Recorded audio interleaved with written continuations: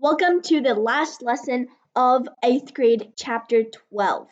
So, in this lesson, we are going to be using rational equations to solve word problems.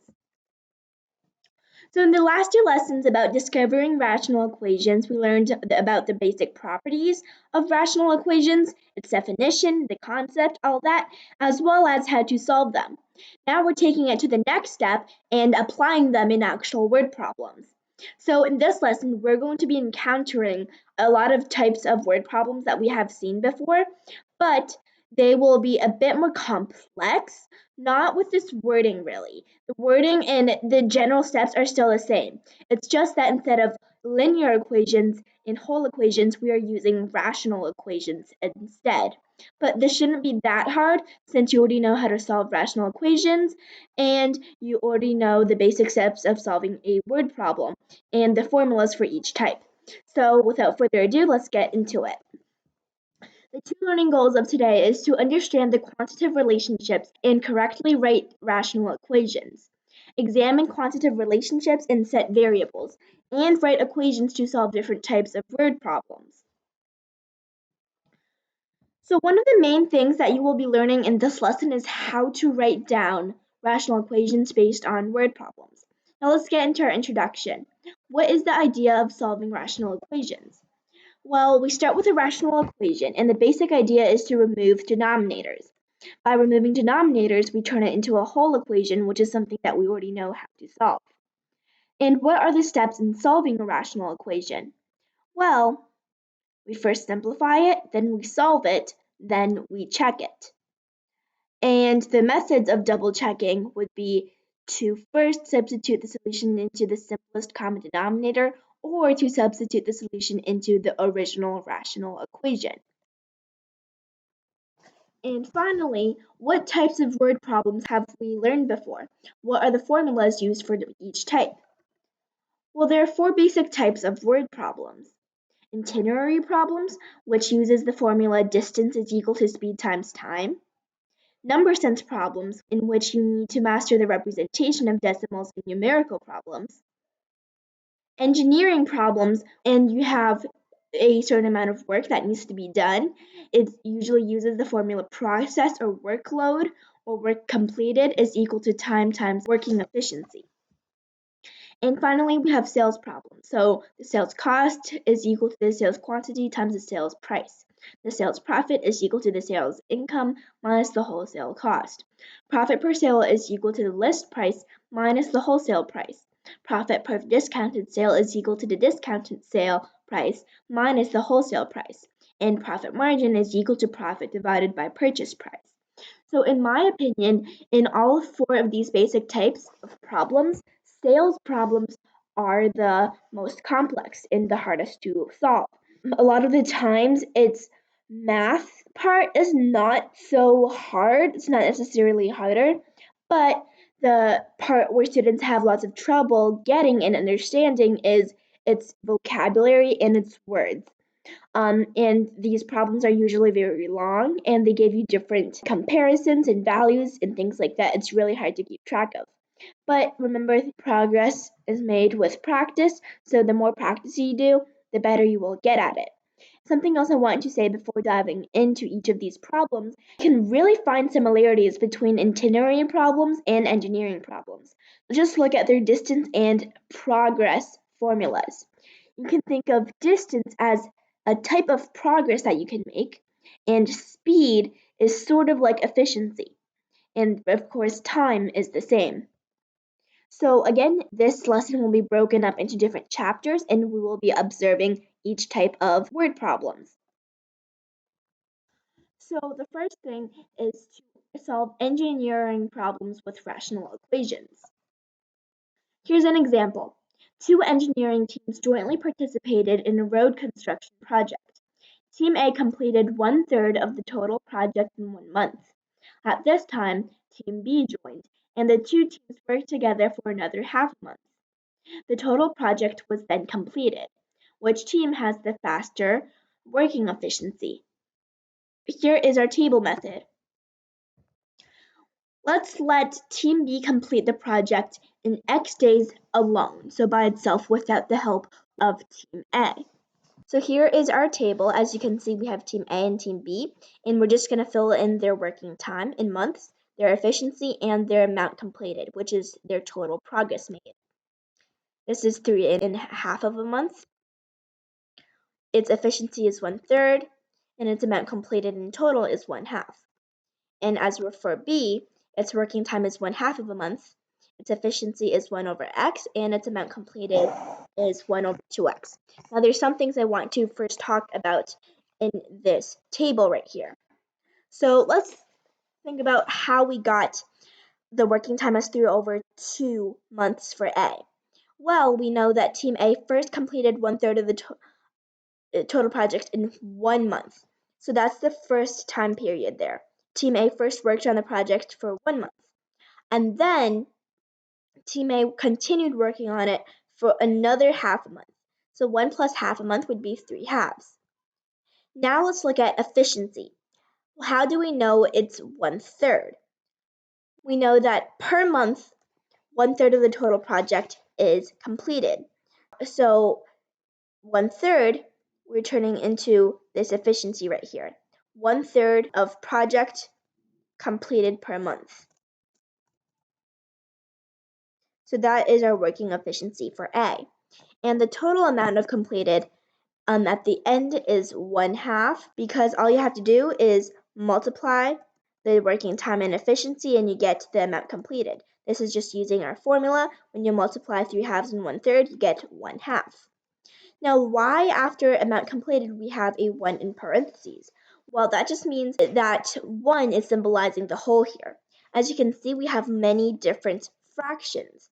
And right now we are looking at the total amount of project that needs to be finished as unit 1. So that is the whole project. And A just completed 1/2 of that whole project. So we're not saying that it's necessarily 1 meters cubed of work or 1 square mile of work.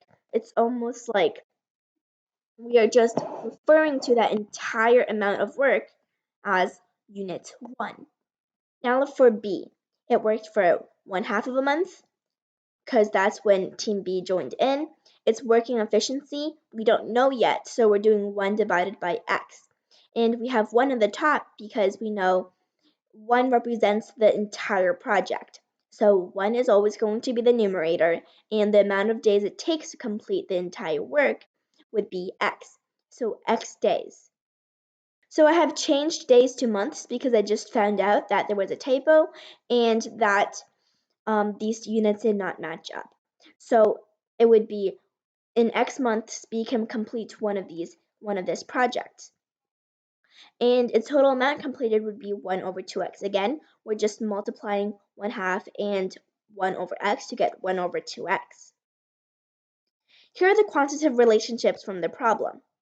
The amount that Team A completed plus the amount that Team B completed is equal to number 1. So we know that they're collaborating on this project.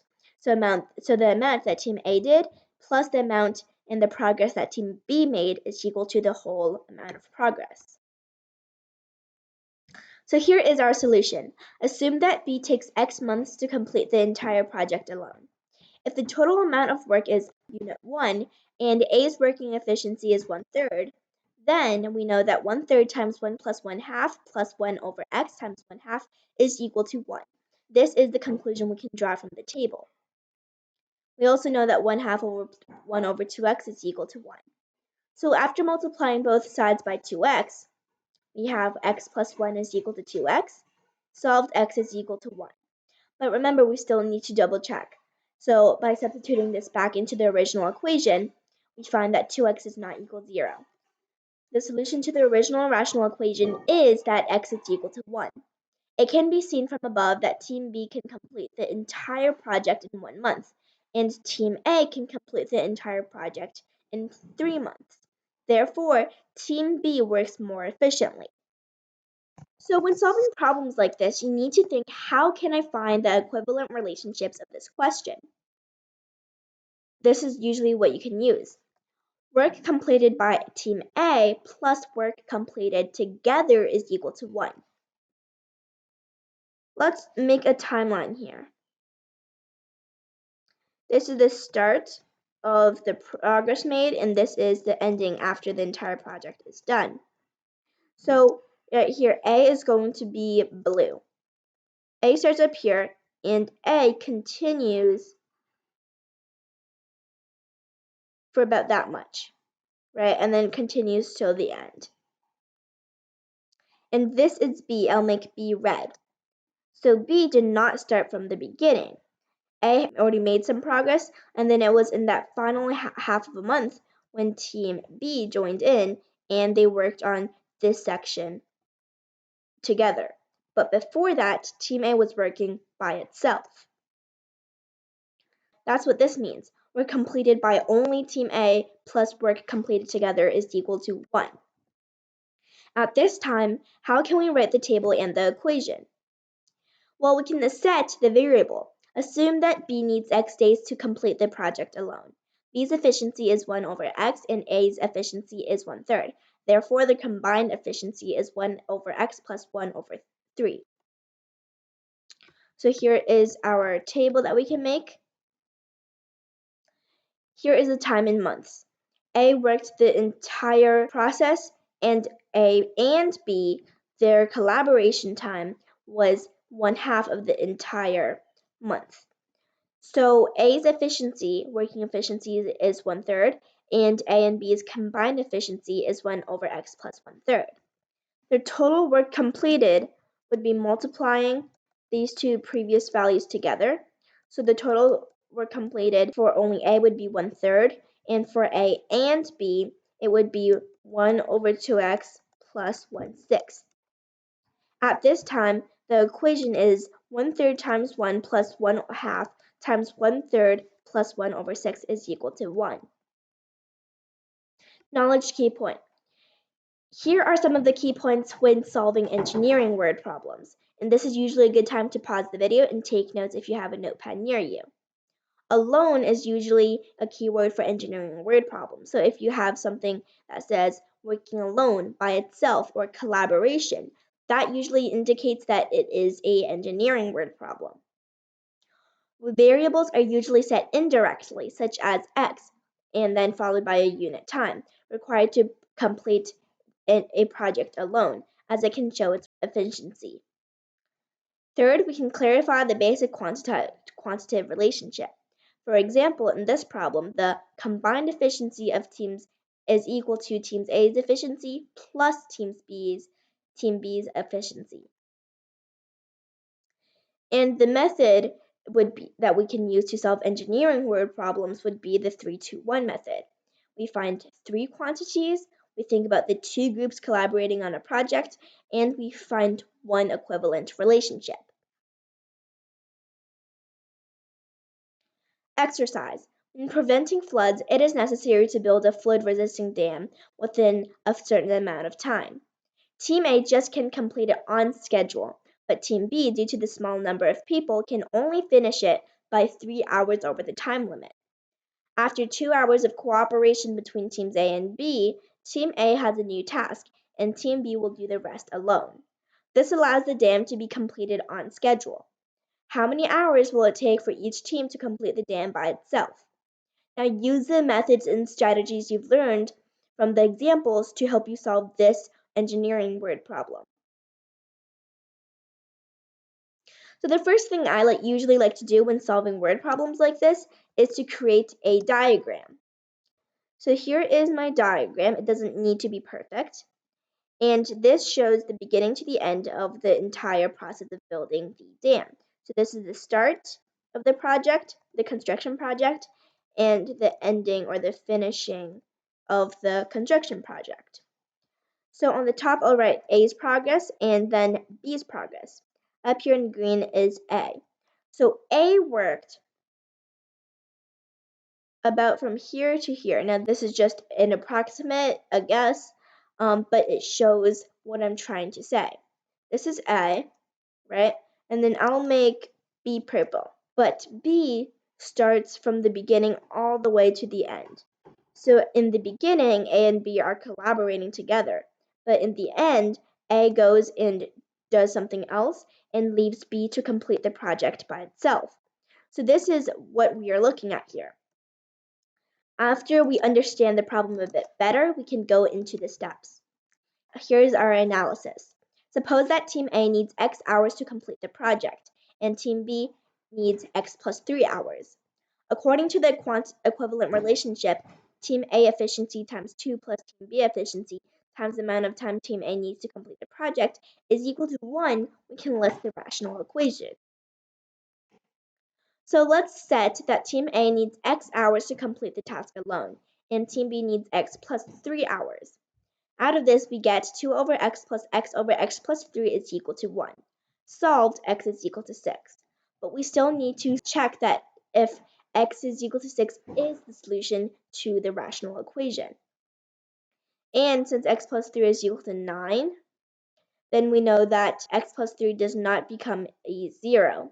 So that means that this is the solution to the original rational equation. Therefore, our answer is that it will take 6 hours for A to complete the entire project alone and 9 hours for B to complete the entire project alone. Solving engineering problems. The total workload is 1, so we set that as 1, and the equivalent relationship can be obtained from the workload and working time. Now we're moving on to solving itinerary word problems. A group of friends scheduled to drive to a hiking destination by themselves in 2 cars. The van was the leader, followed by the car. They set off at the same time. When the van drove 200 kilometers, they found that the car had only traveled 180 kilometers. They found that the speed of the van is 10 kilometers per hour faster than that of the car. What are the speeds of the van and the car in kilometers per hour? And here's an animation. So we see how the car and the van are moving, right? So they start at the same point, and the van is already 200 kilometers away from that starting point when the car is still 180 kilometers away. As we can see, they are 20 kilometers apart from each other already. So here is our analysis. We set the speed of the car to be x kilometers per hour. We can list the following table. The distance that the van traveled is 200 and the distance that the car traveled is 180. The speed of the van is x plus 10 while the speed of the car is x, and the time traveled would be 200 over x plus 10 and 180 over x. All we have to do in order to get the time is to divide the speed from the distance. Remember, distance is equal to s times t, so t is equal to d divided by s. The equivalent relationship is that their times are the same. Even though they are expressed in different rational expressions, fractional expressions, the total time that they both used is the same. That's where we can draw the equal sign.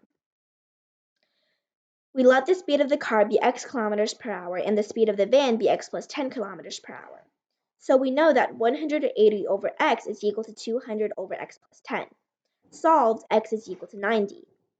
Through double checking, x is equal to 90 is the solution of the original equation. X is equal to 90 and x plus 10 is equal to 100. So ask yourself, when you're double checking, is this the solution to the original equation? And does it also answer what the question is asking? Because in word problems, when you solve and you get the solution to an equation, it might not be the actual answer of that entire word problem. There might be extra steps even after that. So you really have to ask yourself, does this make sense for the answer to the question I am being asked? So the speed of the van is 100 kilometers per hour, and the speed of the car is 90 kilometers per hour. Here's an exercise. When the cars got lost, the van had driven 200 kilometers and the car had driven 180 kilometers. So they were apart from each other and they agreed to meet at 300 kilometers. And they happened to arrive at the same time. And this happened because the car sped up since it wanted to catch it with the van. So how much speed did the car increase in kilometers per hour? Now use the distance, time, and speed formula in order to help you solve this word problem. So again, here is a little animation. They start at 180 and 200, and as you can see, the speed of the car sped up. It accelerated, so it was able to catch up with the van at 300 kilometers. So here is our solution. Let the car increase its speed by x kilometers per hour, which gives us 100 over 100 is equal to 120 over 90 plus x. Solved, x is equal to 30. Through double checking, x is equal to 30 is the solution to the original equation. Our answer is that the car increased speed by 30 kilometers per hour. Now here is the second part to this problem. When the two cars got lost, the van had driven 200 kilometers and the car had driven 180 kilometers. In order to catch up with the van, the car sped up. They agreed to meet at a distance of s kilometers, and they happened to arrive at the same time. So this is different from the previous question because it's not just 300 now, it's s kilometers. So you don't know what value that variable represents. So we're being asked how much did the car increase its speed in kilometers per hour?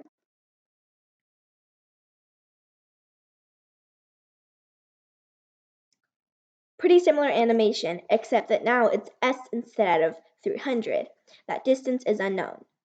This is when drawing a table can be really helpful. We know that the distance that they both went is s take away 200 and s take away 180. Their speeds are each 100 kilometers per hour and 90 plus x kilometers per hour. The times used would be just to divide the s away from the d. So let the car increase speed by x kilometers per hour. This is the rational equation that we get. Solved, x is equal to 10s over s minus 200. Through double checking, we know that x is equal to 10s over s minus 200 is the solution to the original equation and answers the question appropriately. So our answer is that the car increased its speed by 10s over s minus 200 kilometers per hour. Now here is the final part to this word problem. The average speed of the car is v kilometers per hour. The car had traveled s kilometers before the speed up. After the speed up, it travels 50 kilometers more than before the speed up. What is the average speed of the car before the speed up in kilometers per hour? Well, here is our animation. So before the acceleration, it had already traveled s. And after the acceleration, s plus 50. So it traveled 50 more. Its speed would be v and x plus v.